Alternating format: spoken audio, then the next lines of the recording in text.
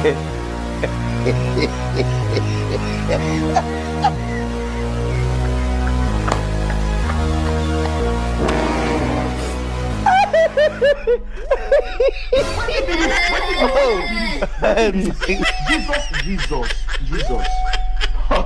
Blood of Jesus.